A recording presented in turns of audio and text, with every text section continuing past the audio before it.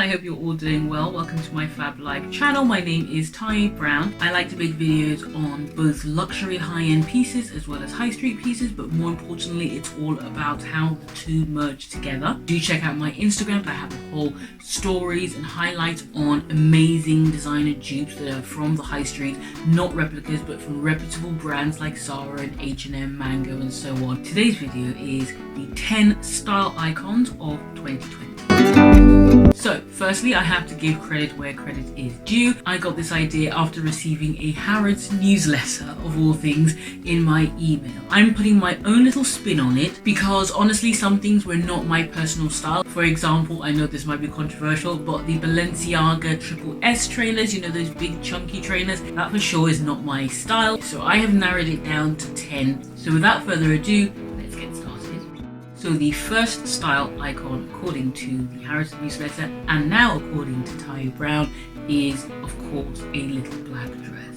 You can't really go wrong with a little black dress. The first is this fitted dress from New Look. It's got thin straps which are adjustable like a bra strap, and then it's got a very flattering V-neck.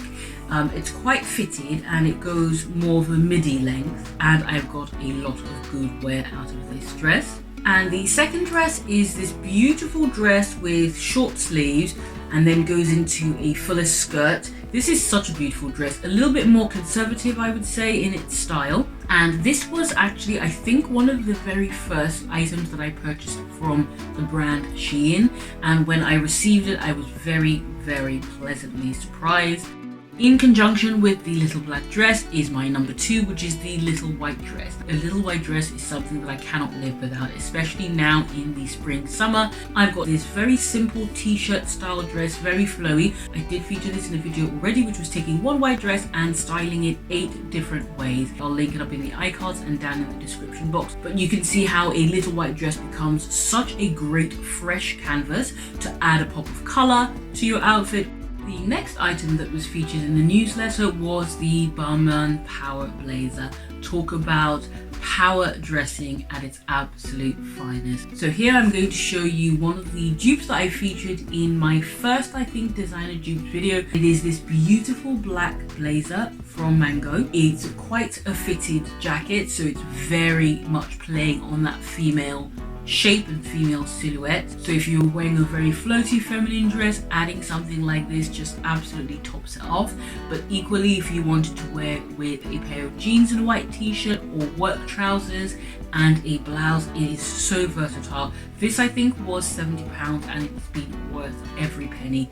The next style icon that's featured is the classic pump. Specifically on the newsletter was the Gianvito Rossi Plexi pumps because they have become so iconic. I have got the black and nude pair. It is so versatile. I think this is 100mm. That is for sure my limit. I would probably prefer something like 85, but a pair of great pumps has got to be amongst your 10 style icons, even if they are not this exact pair of shoes.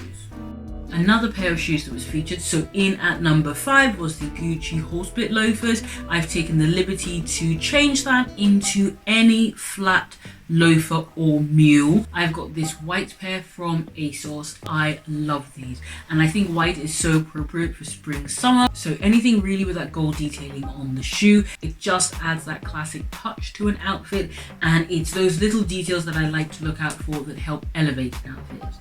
In at number 6 is a top handle bag, because a top handle bag is so classy and so chic, goes with loads of outfits. If you can get one that's versatile enough to be a top handle and have a long strap so that you can be hands-free sometimes, then I think that is probably the perfect combination for me. I particularly like this bag because it's a nude, but it's in a slightly pinky tone of nude, and it goes with my Louboutin Pigalis, which again are in a nude, but of course on my skin tone it's not really a nude, it's more of like a pinky nude. In fact, hold on 1 minute, I'm just going to grab them because it's not actually one of my style icons, so I haven't got them here ready. Bear with me a sec. I know it's not an exact match, but it's about having nudes in that similar pinky tone, so they really complement each other. I'll put up a couple of pictures of my absolute favorite outfit that I'm loving at the moment. I feel like I would just wear that outfit on repeat all the time. a crossbody bag is really an essential. I couldn't do a list of 10 items without adding in one of my crossbody bags that I wear all the time. I mean all the time. And this is her. This is my Chanel wallet on chain. Such a great iconic crossbody. I've mentioned a couple of times I'm starting to move more towards gold hardware, but initially when I purchased this I was still into, you know, silvers and white gold. Again, it doesn't have to be this. I'm showing you this because when I've invested in something, I like to pick colors and styles that I know that I'm going to wear and I'm going to get great cost per wear out of. In at number 8 was the Bottega Veneta twist bag. I have said any sort of woven accessory. I'm still on the fence about whether this trend is something that's really going to become a classic, but certainly if you're picking classic pieces and classic colors, then a trend like a woven accessory in itself can become a classic in your wardrobe. I am definitely late to the new trend, but I just love it so much. This one is from Missguided and I think it came in a black and I just haven't looked back really. The penultimate item in at number 9 was the Dior So Real mirrored sunglasses. My husband and I always have this conversation and debate about mirrored sunglasses. He detests them. I don't know if detest is too strong a word. He might say it's not strong enough. I love them. I love the blue mirrored sunglasses. I love the green mirrored sunglasses. So I haven't got a pair of the Dior So Real sunglasses to show you, but I have got my absolute favorite mirrored aviator sunglasses. I love these so much. They are in pink. Of course they are. Okay, and here are the beauties. I love these. I feel and find the aviator style are so flattering on most people, and for me having them in the mirrored style just gives it that extra pizzazz. And finally, in at number 10 is the Gucci Marmont GG belt. I did a video on some of the key pieces when starting a luxury or designer collection. In that I did say that I'm not sure if that GG belt really is that of the moment. So my number 10 is changing it from the GG belt into any statement belt. It doesn't actually have to be a designer belt, and for me that has to be my YSL Y belt. A belt like this, a statement belt like this, is great because you can use it to nip in your waist if you were wearing a dress, but you can obviously use it just in the normal belt loops as well. And I especially love statement belt over coats because it forms part of your outerwear in the cooler months.